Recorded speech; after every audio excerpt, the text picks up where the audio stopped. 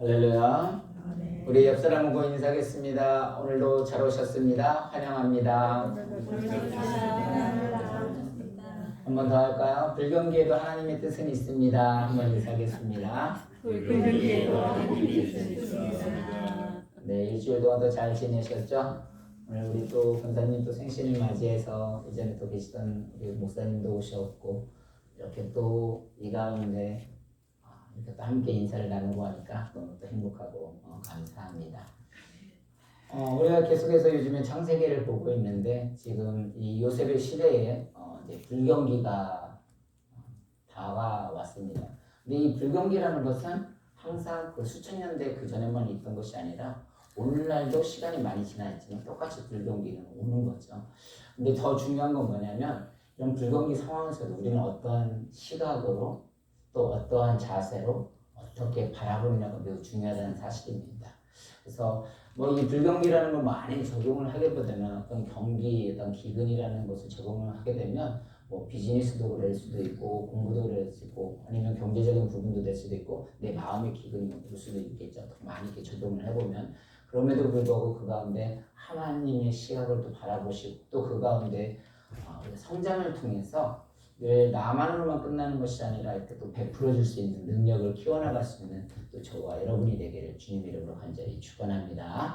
오늘 본문을 먼저 우리 41장 57절을 같이 한번 읽어보도록 하겠습니다. 같이 읽습니다. 시작. 각국 백성도 양식을 사려고 애굽으로 들어와 요셉에게 이르렀으니 기근이 온 세상에 심함이었더라.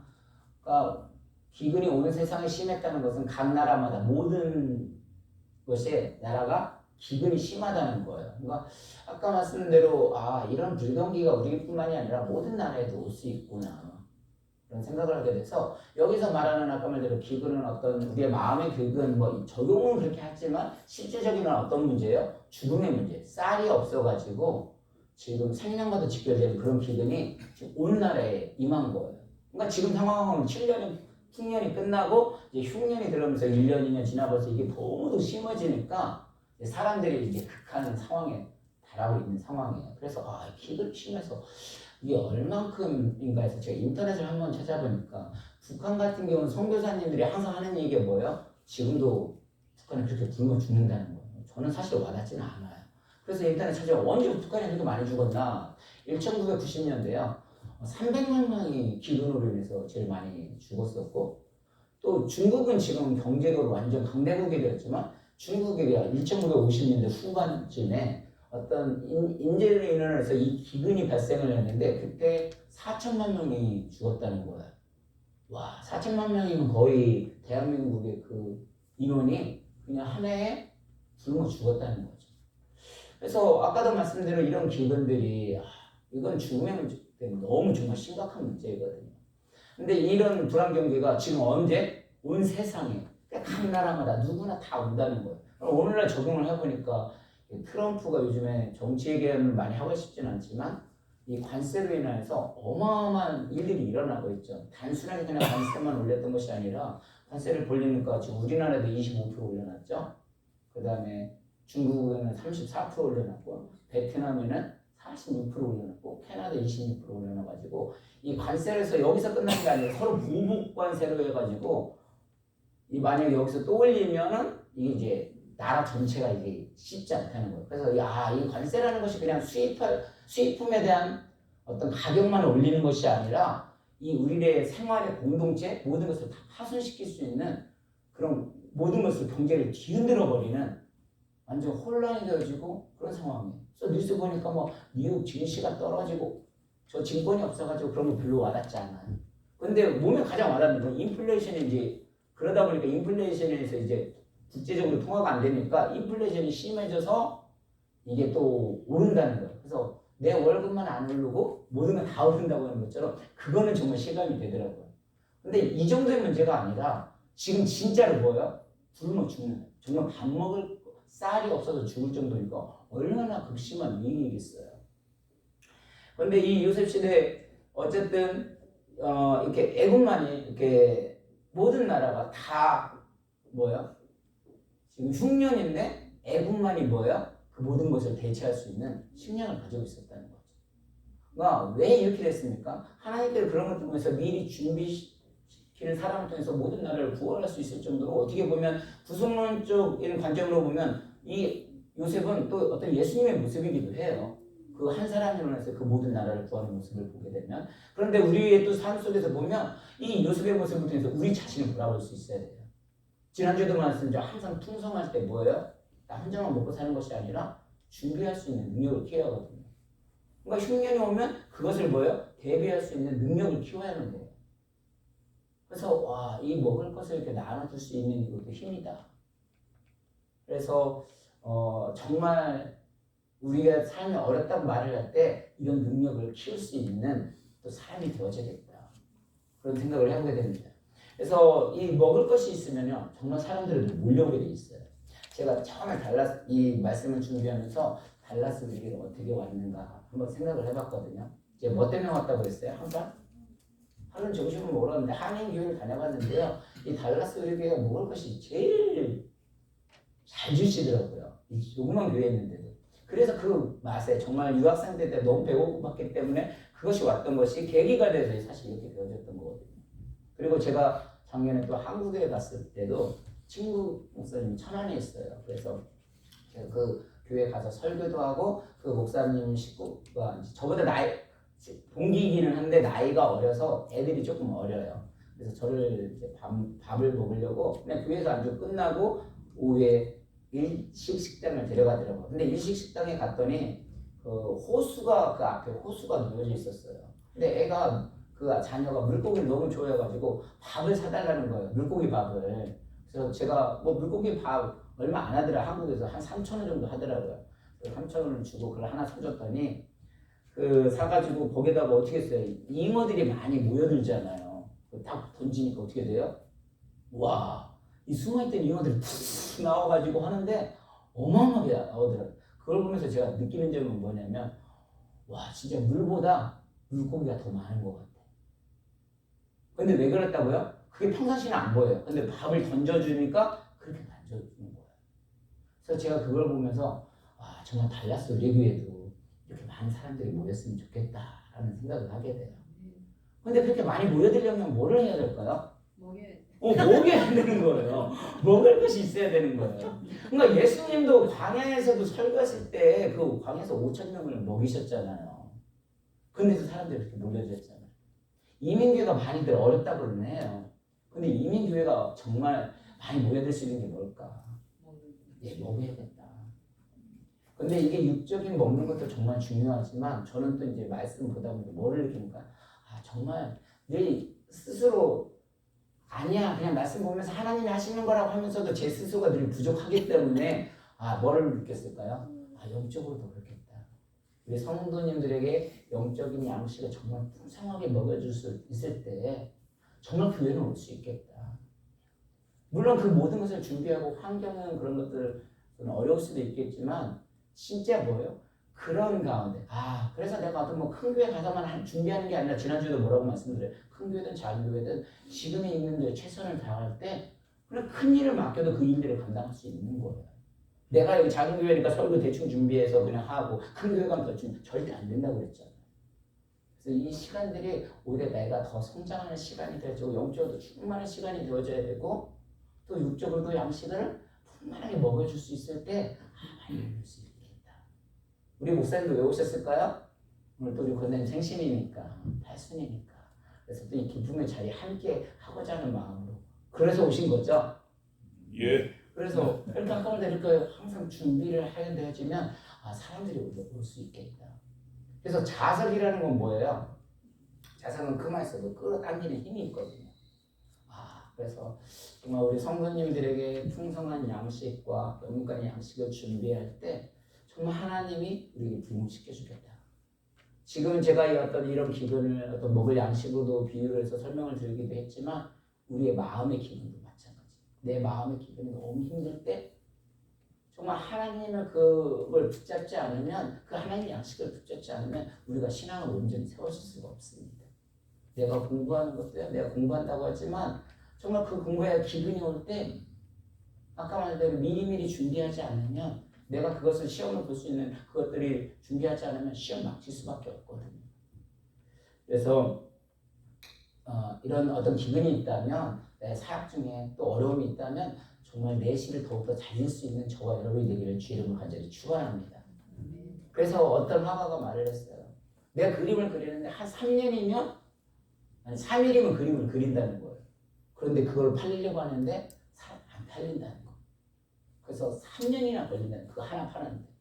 그래서 원로 화가한테 가가지고 젊은 화가가 가가지고 이 이야기를 한 거예요. 내 그림을 한 3일이면 그리는데 이거 한 점 팔렸는데 3년이나 걸리더라. 어떻게 하면 좋겠냐. 그 원로 화가가 뭐라고 했을까요? 어우 잘하시네요. 그래 3년을 차라리 그림을 정말 애타게 해서 준비하고 어떻게 하라고요? 그렇게 준비해서 나오면 3일 안에 팔릴 것이다. 똑같은 말이죠. 정말 말씀도 이게 물론 길게 준비한 데서 배우는 것은 아닌데 하나님과의 어떤 기도 속에서 우리 성도의 삶 속에서 그런 것들이 더 깊이 생각하고 들어갈 때 그게 정말 영리의 양식을 줄 수 있는 힘이 되어주겠구나라는 생각을 하게 되어집니다. 그래서 우리 모든 사람들은 모든 것을 뚝딱뚝딱 준비해서 딱 끝내려고 하는데 그게 아니라는 거죠. 성공한 사람들도 보면 실패를 거듭해서 그 수많은 시간을 준비를 해서 그렇게 된 거죠. 예수님 3년 사역했다 했지만 사실 3년 사역을 위해서 뭐예요? 30년 동안 준비하셔가지고 3년 사역을 하신 거예요. 근데 우리 신대원들은 항상 3년 배워가지고 그걸 평생 써먹으려고 하니까 이게 어렵다는 거지. 그래서 이 불경기라는 것을 말할 때는 어쨌든 불경기가 오게 되면 많은 사람들이 이 시기를 어떻게 돼요? 빨리 지나가기를 원합니다. 왜냐면 너무 힘드니까. 근데 적어도 성경을 알고 예수님을 믿는 사람은 그렇게 단순하게 생각해서는 안 된다는 거죠. 왜냐하면 이 불경기에서도 더 길게 보면 하나님의 뜻이 들어있다는 거죠. 우리가 그것을 바라볼 수 있어야 한다는 겁니다. 지금 이 불경기에서 어떤 일이 벌어지냐면 요셉의 형제 그 가정에 원래 불화가 있었잖아요. 근데 이 애굽에 만약에 불경기가 없었더라면 이런 기근이 없었다면 정말 이들을 만날 수 있었을까? 우리 오늘 본문 창세기 42장 1절 2절을 한번 같이 읽어보겠습니다. 시작. 그때 야곱이 애굽에 곡식이 있음을 보고 아들들에게 이르되 너희는 어찌하여 서로 바라보고만 있느냐. 야곱이 또 이르되 내가 들은즉 저 애굽에 곡식이 있다 하니 너희는 그리로 가서 거기서 우리를 위하여 사오라. 그리하면 우리가 살고 죽지 아니라 하네. 지금 상황이 뭐예요? 많은 사람들이 굶어 죽고 있는데 정말 죽어가고 있는데 너무 힘든데 이 애굽에 곡식이 있으므로 아들들이 야곱이 애굽에 곡식이 있으니까 하도 답답하니까 뭐야? 애굽에 곡식이 있다 하더라. 너희들 거기 가봐라. 너희들 어찌서 이렇게 바라보고 왜 이렇게 큰 말만 있느냐 막 나무라고 하고 있죠. 그러면서 야곱이 또 이르되 내가 들은지 저 애굽에 곡식이 있다니 너희는 그리로 가서 거기서 우리를 위하여 사오라. 만약에 이 기근이 없었다면 정말 이들이 만날 수 있었을까? 만나지 못했을 거예요. 아까도 말씀드린 대로 정말 목회의 어떤 중요성에 한 생명이 정말 이렇게 잃어보고 또 아프고 하니까요. 그게 생명이 귀하다는 걸 느꼈다고 말씀을 드리잖아요. 고백을 했던 것처럼 마찬가지예요. 내 시각은 지금은 전혀 알 수 없었는데 여기서도 하나님의 뜻이 있었던 거예요. 뭐예요? 요셉과 형들을 만나고 할 수 있는 그런 계기가 되는 부분이 이런 기능 때문에 있었던 거지. 그래서 하나님은 늘 환경과 상황과 사람을 통해서 일하신다는 거예요. 보니까 이런 시각으로 보니까 성경들이 다 그렇게 보여요. 정말 예수님이 예수님 당시에도 예수님 태어나시기 전에 원래 로마 황제가 이제 호정령을 내리잖아요. 그래서 호정령을 내리니까 사람들이 어떻게 해요? 그 호정을 등록을 하기 위해서 정리를 하기 위해서 다 그 비싼 돈을 내고 다 자기 고향으로 가는 거예요. 그런데 여러분 아시는 대로 미가서 5장 2절에 보면 예수님이 어디에서 태어나신다고 하셨어요? 원래 베들레헴에서 태어나신다고 했잖아요. 사실 이 호정령 때문에 어떻게 된 거예요? 그것 때문에 사실 내려간 거예요. 그러면 결국은 어떻게 해요? 그래서 하나님의 관점으로 바라보면 정말 그것을 이루기 위해서 베들레헴에서 태어나신 걸 이루기 위해서 로마 황제를 통해서 뭐를요? 호정령을 정령을 통해서 그렇게 예수님이 태어나신 걸 이루어지는 사건이 일어났죠.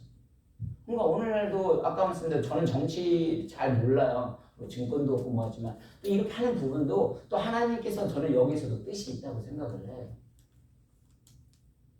아까 말대로 이게 같이 계속 관세 올려버리면 서로 다 죽자는 거거든요.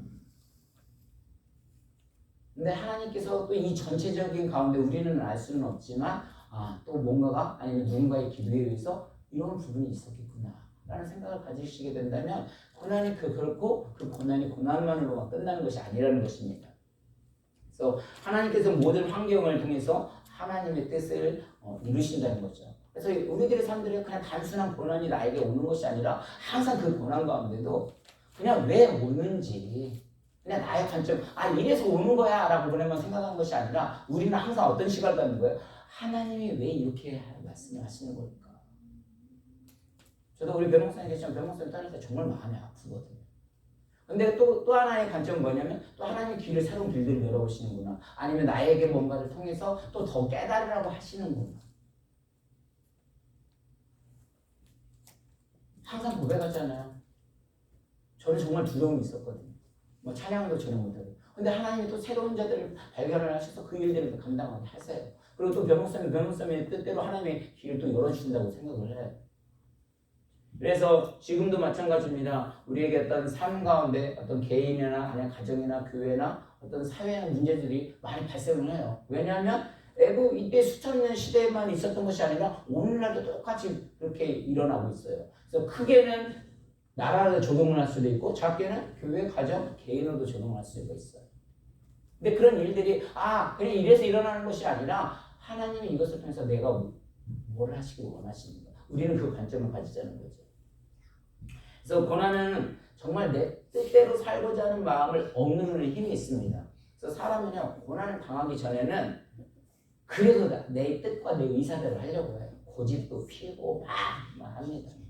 근데 고난이 지치고 다치게 되면 어떻게 돼요? 약간 자포자기가 돼요. 그러면서 뭐예요? 하나님의 뜻대로 하겠습니다.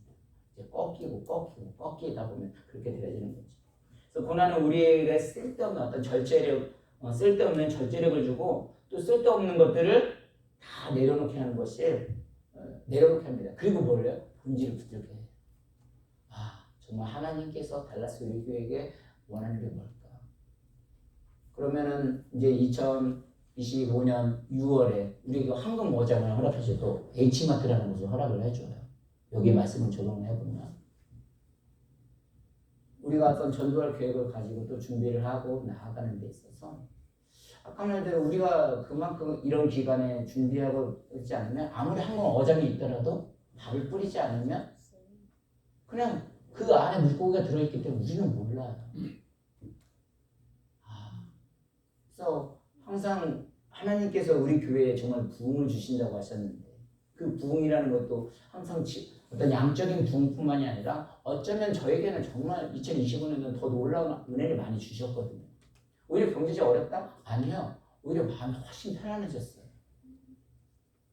그리고 하나님이 함께 하신다는 더 느껴지는 하나님인데 그리고 저는 원하는 것은 더 아까 말대로 물고기 밥을 주문해서 많이 오기를 원하지만 그리하지 아니할지라도 각오는 되어져 있어요.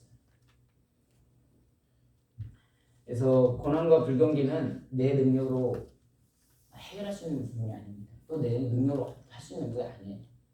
그럼에도 불구하고 그 가운데 하나님의 뜻을 바라보고 하나님이 나에게 원하는 것이 무엇인가 그렇게 찾아나갈 때 주님이 나의 삶의 모든 것을 채워줄 수 있는 것이 더 와닿습니다. 그리고 나를 치유해 주시고 일으켜 세워주시는 것을 느낄 수가 있어요. 그래서 이 고난은 절제하게 만드는 유익이 있습니다. 지금도 내가 펄펄 살아있음을 많은 사람들을 또 나를 자신을 발견하게 됩니다. 이렇게 고백을 하면서도 또 돌아서면 저 역시 또 살아있어서 제 힘으로 뭔가를 막 하려고 하는 모습이에요. 그리고 또 전도도 가끔 또 만나서 더 얘기를 하고 하는 사람들에게 오면 목사님 지금 내가 이거 바빠서 그러는데요. 이거 끝나면 갈게요. 내가 돈이 부족한데 지금 이게 돈 벌고 갈게요. 지난번 주는 말씀 돈 많다고 해서 그 모든 것을 흔들 수 있는 게 아니에요. 돈 많으면 더 많이 벌려고 애를 쓰거든요. 그러니까 우리가 하나님 앞에 나오는 것은 내가 의인이라서 나오는 게 아니에요. 부끄럽지만 죄인이지만 그래도 하나님의 예수 그리스도의 의로 믿고 나와서 그 하나님을 증거하고 선포하고 하나님 붙들기 위해서 나오는 겁니다. 그래서 저와 여러분들은 마찬가지로 어떤 우리의 삶 속에서 또 불경기가 있다 할지라도 하나님은 내 뜻과 내 힘으로 되는 것은 없다라고 말씀을 하고 있습니다. 그러면서 정말 하나님이 나에게 원하시는 것이 무엇일까? 또 나를 통해서 하나님은 어떻게 영웅을 지기 원하실까? 그런 관점을 찾아가신다면 지금 우리의 가장 큰 영향이 속에서 정말 나 자신을 내려놓게 되고 또 하나님의 뜻에 정말 순종할 수 있는 것 같아요. 내가 정말 강하니까 고집이 더 피어지는 것 같아요. 그래서 저와 여러분들은 늘 불경기를 좋아하는 사람은 아무도 없을 겁니다. 근데 불경기 가운데 우리 자신의 실력을 키우고 또 하나님을 붙듦으로 말미암아 하나님이 주시는 능력으로 그런 것들을 또 이겨내고 또 나 하나로만 끝나는 것이 아니라 이 요셉이 많은 사람들을 살렸던 것처럼 또 그 역할들을 잘 감당할 수 있는 또 저와 여러분이 되기를 오늘도 주님의 이름으로 간절히 축원합니다. 우리 이 시간 함께 기도하겠습니다. 하나님, 우리의 세상에 지금